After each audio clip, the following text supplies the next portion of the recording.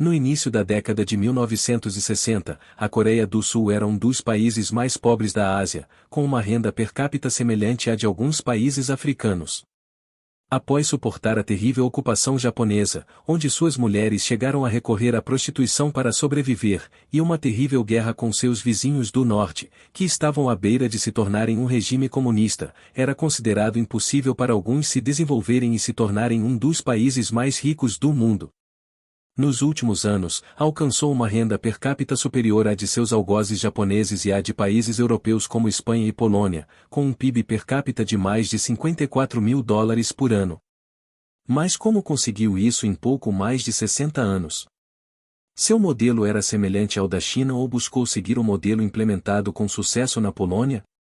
Vamos rever sua história para entender as chaves de seu sucesso, que a levou a se tornar um dos 10 países do mundo com mais exportações, com mais de 630 bilhões de dólares exportados no ano anterior. Esta história precisa ser contada mesmo remontando ao século anterior. Até o final da Segunda Guerra Mundial, a Coreia foi dominada pelo Japão entre 1910 e 1945. Os japoneses aproveitaram a mão de obra coreana barata para instalar suas fábricas. Os japoneses passaram a controlar 53% das terras coreanas, o que levou muitos coreanos a se tornarem arrendatários de suas próprias terras, forçados a pagar até mais do que a colheita como aluguel. As altas dívidas fizeram com que muitas filhas ou até mesmo suas esposas dos trabalhadores fossem forçadas à prostituição em minas para satisfazer os soldados japoneses e arrecadar dinheiro para pagar os altos impostos.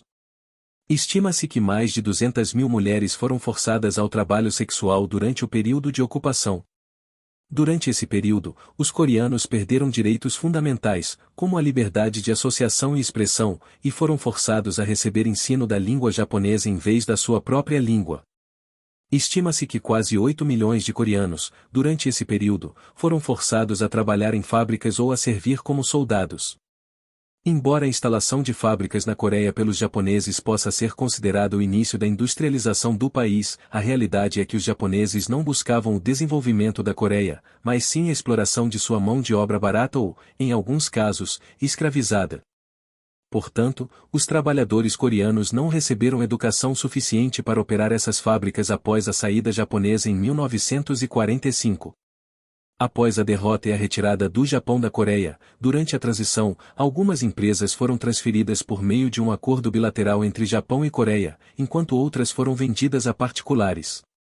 Quando o Japão foi atacado em 1945 com as bombas atômicas lançadas sobre Hiroshima e Nagasaki, sua fraqueza também foi explorada pela União Soviética. Em 8 de agosto de 1945, eles declararam guerra ao Japão e, apenas um dia depois, atacaram a Península Coreana pelo norte. Os americanos rapidamente ficaram em alerta e enviaram tropas para Busan, no sul da Coreia, percebendo rapidamente que os soviéticos queriam se aproveitar da fraqueza do Japão para obter o controle estratégico da Península Coreana. Em 10 de agosto de 1945, quando a rendição do Japão estava sendo planejada, o Departamento de Guerra dos Estados Unidos decidiu que o paralelo 38 seria a fronteira defensiva entre os soviéticos e os americanos. Apesar do clima tenso, a União Soviética respeitou a decisão e ordenou que suas tropas não cruzassem a fronteira estabelecida pelos americanos. Inicialmente, Stalin reconheceu a rendição do Japão, mas não tinha clareza sobre a divisão da Península Coreana. Ambos os exércitos avançaram rapidamente, e o Exército Vermelho Soviético entrou na cidade de Pyongyang, estabelecendo um governo militar ao norte do paralelo 38. Enquanto isso, o exército americano não estava muito atrás, e suas forças chegaram ao sul em 8 de setembro, estabelecendo também um governo militar na Coreia do Sul, na cidade de Seul. As tensões após o fim da Segunda Guerra Mundial tornaram-se cada vez mais intensas, e ambos os lados buscaram apoio político em cada uma das duas Coreias. Em 1948, as primeiras eleições democráticas foram realizadas, e Syngman-rhee foi eleito presidente, buscando substituir a ocupação militar dos Estados Unidos. Do outro lado da Coreia do Norte, em 9 de setembro de 1948, Kim Il-sung foi declarado primeiro-ministro, e também foi acordado que as forças militares do Exército Vermelho Soviético deixariam o país até dezembro de 1948. O problema surgiu porque ambos os governos se declararam presidentes das duas Coreias. Kim Il-sung buscou apoio militar da Moscou de Stalin e da China de Mao Zedong para tentar alcançar a reunificação, enquanto o presidente Syngman-rhee, por outro lado, tinha intenções de dominar o norte, já que, entre outras razões, era onde quase toda a eletricidade do sul era gerada. Em junho de 1950, a guerra entre as duas Coreias começou com a invasão da Coreia do Sul sob as ordens de Kim Il-sung, que esperava um conflito curto, já que suas tropas tinham vantagem numérica e armamentista, além do treinamento fornecido pelos soviéticos.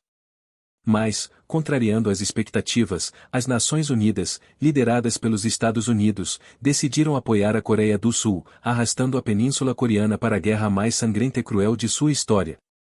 Estima-se que mais de 3 milhões de soldados e civis de ambos os lados morreram em um conflito que durou mais de 3 anos. A morte de Stalin abriu caminho para um acordo em julho de 1953, que reconheceu a Coreia dividida em duas. Para garantir apoio militar, a Coreia do Sul assinou um tratado de defesa com os Estados Unidos, que chegou a estabelecer bases de armas nucleares em 1958. Um dos principais líderes foi Lee Seung-man, eleito presidente em 1948 e reeleito em 1956. Sua proximidade com os americanos permitiu-lhe levantar capital para a reconstrução do país. No entanto, durante esse período, o país esteve atolado em uma gestão altamente corrupta, o que levou ao desvio de fundos e fez com que o subdesenvolvimento continuasse por mais uma década. Mas parte desses recursos foi para famílias que conseguiram forjar os conglomerados industriais que ajudariam a economia a se recuperar, embora seus laços estreitos com classes políticas corruptas ainda sejam objeto de investigação. Aos poucos, o país buscou criar um modelo de industrialização por substituição de importações, com o governo buscando apoiar essas empresas com subsídios e reduções de impostos, tentando tornar as empresas e os produtos sul-coreanos competitivos o suficiente para serem exportados. Mas os altos níveis de corrupção e a estagnação econômica levaram a protestos estudantis em 1960. Para dar uma ideia do fracasso econômico do governo, o PIB per capita era inferior a $200, muito próximo ao de seus vizinhos do norte, e o crescimento havia estagnado por quase uma década. Os protestos levaram à renúncia do presidente Lee Seung-man, mas o país entrou em um período de instabilidade política e econômica, com a crescente influência dos militares na política. Em 1961, Park Geun-hye, com a ajuda e o apoio dos militares sob Kim Jong-pil, realizou com sucesso um golpe de Estado. Chegando ao poder pelos 18 anos seguintes, esse período é conhecido por alguns como o início do chamado O Milagre do Ryuan.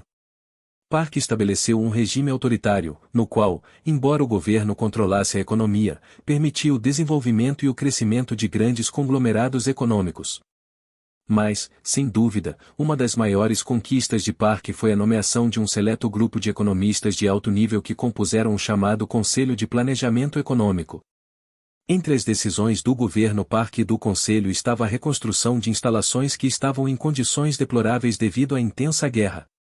Uma rede abrangente de rodovias e ferrovias também foi desenvolvida para conectar as cidades que eram centros industriais. A construção de grandes usinas de energia também foi promovida. O governo também estabeleceu boas relações com os chamados chaebol, ou grandes conglomerados industriais, firmando acordos para a aprovação de empréstimos governamentais a empresas que conseguissem exportar e atrair investimentos estrangeiros. Esses acordos foram estipulados na Lei de Garantia de Reembolso de Empréstimos de 1962. Embora os Estados Unidos não tenham reconhecido o regime de Park, o ditador Park manteve um bom relacionamento com os militares americanos, mantendo assim o apoio de seus antigos aliados militares e econômicos. O modelo implementado por Park é conhecido como capitalismo guiado, que promovia a criação de empresas privadas, mas permitia ao governo tomar decisões-chave nos setores mais importantes. O plano também incluía o desenvolvimento do setor agroindustrial, bem como a contratação em massa de mão de obra desempregada para o desenvolvimento de estradas e infraestrutura. Além disso, a cultura coreana foi revitalizada, promovendo a reafirmação de sua identidade como país independente, com nuances que a distanciavam das imposições japonesas e soviéticas. Mas o plano inicialmente não atingiu seus objetivos como esperado. Inicialmente, a inflação disparou, pois o país havia se endividado a taxas excessivamente altas e precisava de capital para financiar sua transformação. O governo permitiu que empresas exportadoras também utilizassem seus recursos para importar produtos. Essa medida aumentou a disponibilidade de bens de consumo básicos para controlar o aumento inflacionário que estava se tornando um problema para a população. Além disso, a indústria têxtil se beneficiou da importação de insumos a preços baixos. Enquanto o parque buscava que a indústria pesada impulsionasse o crescimento econômico, foi a indústria têxtil que impulsionou o desenvolvimento industrial. Até empresas como a Daewoo começaram nesse setor, alcançando um rápido crescimento que posteriormente lhes permitiu ingressar em outros setores. As boas relações de Park com os americanos permitiram que ele assinasse contratos exclusivos de apoio à construção de infraestrutura e apoio militar na Guerra do Vietnã. Um dos grandes conglomerados que se beneficiou dos acordos foi a Hyundai, que foi fundamental na construção de infraestrutura para uso militar, onde a empresa também recebeu transferências de conhecimento de engenheiros militares americanos. Essa transferência de conhecimento permitiu que ela posteriormente aproveitasse essas lições no setor da indústria pesada. Em meados da década de 1960, o setor já havia decolado, crescendo a taxas próximas a 10% ao ano. No início da década de 1970, Park alcançava um aumento na renda per capita, ou PIB per capita, com taxas de crescimento anuais significativas.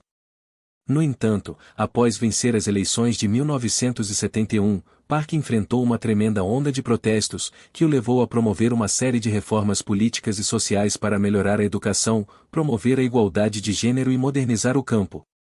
O movimento Novas Vilas foi então promulgado, no qual as próprias comunidades gerenciariam o desenvolvimento da infraestrutura de suas regiões. No setor educacional, mais faculdades de ciências e engenharia foram abertas em instituições de ensino público de alta qualidade, e a criação de institutos de pesquisa foi promovida. O objetivo era melhorar os níveis de qualificação da população da classe trabalhadora e fornecer o talento humano necessário para ajudar a dar continuidade ao crescimento do setor, que já começava a florescer. Na década de 1970, 3 grandes conglomerados industriais, conhecidos como chaebols, foram consolidados: Hyundai, Samsung e LG, mais tarde conhecida como LG. Esses conglomerados conseguiram se transformar em outros setores da indústria pesada, como a construção naval. Park atingiu seu objetivo de desenvolver uma indústria pesada com capacidade de exportação. A Hyundai foi uma das empresas que obteve os melhores resultados e ainda é considerada uma das maiores construtoras navais do mundo. No entanto, as tensões políticas aumentaram devido à presidência prolongada de Park. Embora eleito, ele foi acusado de não responder ao sequestro do principal líder da oposição, Kim Dae-jung, que corria até mesmo risco de assassinato. As tensões aumentaram e os Estados Unidos ameaçaram romper as relações comerciais se a situação não fosse controlada democraticamente. No entanto, Park decidiu impor a lei marcial e interveio autoritariamente nas decisões do Conselho de Planejamento Econômico, priorizando o desenvolvimento da agricultura e da aquicultura. Mais tarde, em 1973, esforços foram feitos para impulsionar as indústrias química e pesada, mas, ao contrário dos anos anteriores, os membros do Conselho passaram a ter cada vez menos influência e as decisões passaram a ser tomadas de forma autoritária por Park. Essas medidas levaram a uma tremenda concentração de poder econômico em poucas empresas maiores, já que o governo concedia incentivos a empresas que atingiam determinados objetivos, mas, às vezes, os benefícios acabavam indo para empresas onde Park tinha amigos próximos. No entanto, a má gestão de Park fez com que as pequenas empresas enfrentassem sérias dificuldades para crescer e, das empresas da indústria pesada beneficiadas, apenas a POSCO conseguiu prosperar. A estratégia tinha um componente positivo fundamental, o plano de promover a indústria automotiva, com o objetivo de atingir uma produção de 500 mil veículos até 1980. Nesse esforço, a Kia conseguiu produzir o modelo Brisa com motor Mazda japonês, mas foi a Hyundai que projetou e fabricou o primeiro automóvel 100% coreano, com o modelo Pony. No entanto, por trás desse sucesso estava a empresa japonesa Mitsubishi, que foi fundamental na construção da fábrica de montagem da Hyundai em Ulsan. Em 1976, buscavam-se subsídios governamentais para fortalecer os setores de siderurgia, engenharia naval e máquinas pesadas, alcançando um enorme crescimento econômico anual, superior a 7% em alguns anos. Mas o descontentamento público aumentou devido à concentração de riqueza em poucas empresas e ao crescimento econômico mais lento. Em 1979, a ditadura viveu seu momento mais difícil quando Park foi assassinado em outubro por um membro de seu próprio governo. Um período de instabilidade política teve início. Apesar de todas as críticas ao governo do ditador Park, ele conseguiu aumentar as exportações de 2% do PIB em 1962 para 30% em 1980. Chun Doo-hwan assumiu o poder após concorrer como candidato único. Durante seu mandato, a Coreia do Sul fortaleceu suas relações com os Estados Unidos. Durante seu mandato até 1987, Chun buscou estabilizar a economia, além de liberalizá-la, privatizando um grande número de bancos e promovendo a propriedade privada do setor produtivo. A Coreia retornou a um período de alto crescimento econômico, com altos níveis de investimento na indústria e na produção, além do desenvolvimento de pesquisa e desenvolvimento. Durante esse período, um grande número de engenheiros, cientistas e trabalhadores industriais foram treinados, formando a base de indústrias de sucesso nos anos seguintes. A partir daquele momento, grandes empresas consolidaram sua posição para competir nos setores automotivo, naval, químico e de fabricação de eletrodomésticos. As exportações e a economia cresceram tanto que o PIB per capita aumentou de $10.000 em 1994 para $30.000 em 2017. O crescimento econômico continuou nos últimos anos, atingindo um PIB per capita de $43.000, superando os $42.000 da Espanha. O sucesso na promoção das exportações foi tal que, em 2023, atingiria $632 bilhões, tornando-se a nona maior economia exportadora do mundo, superando países que historicamente tiveram economias mais fortes, como o Reino Unido, ou países mais populosos, como a Índia. Para alguns analistas, no entanto, por trás do recente sucesso da economia coreana está a influência do confucionismo, que promove a ordem, a importância do bem-estar coletivo, o respeito às hierarquias e a disciplina. Lembre-se de que, na descrição do vídeo, você encontrará o link para o melhor curso para aprender análise técnica e fundamentalista para investir em ações. Há também um link para a melhor plataforma para comprar ações na Bolsa de Valores, regulamentada nos Estados Unidos. Se você gostou do vídeo, curta, inscreva-se no canal e compartilhe o conteúdo.